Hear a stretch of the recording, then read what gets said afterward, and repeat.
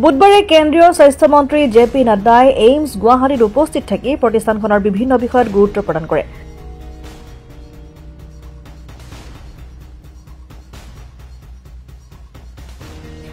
উপস্থিত কেন্দ্ৰীয় মন্ত্ৰীগৰাকীয়ে পোনপ্ৰথমে এইমছৰ চৌহদত এটি গছপুলি ৰোপণ কৰে।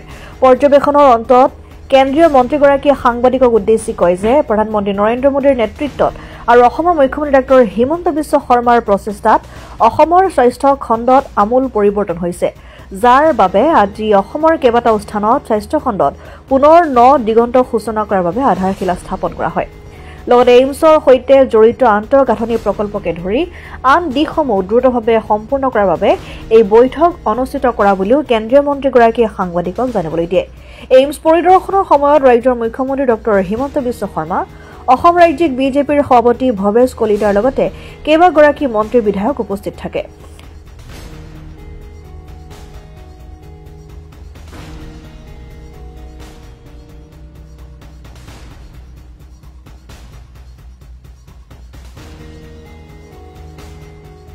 ऑल इंडिया सोसाइटी गुवाहाटी में आने का मौका मिला और यहाँ एक प्रेजेंटेशन देखने का भी मौका मिला।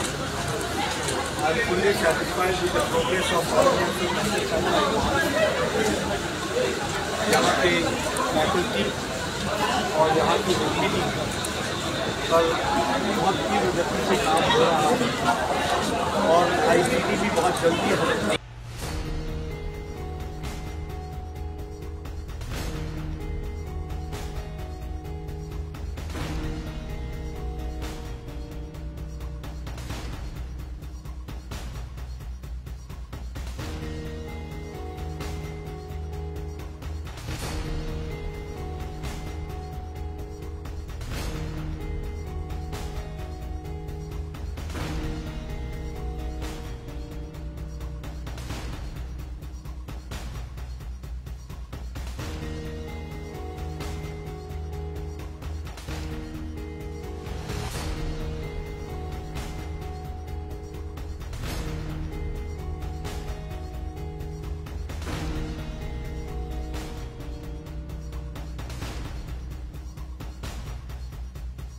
News desk report, democratic Assam.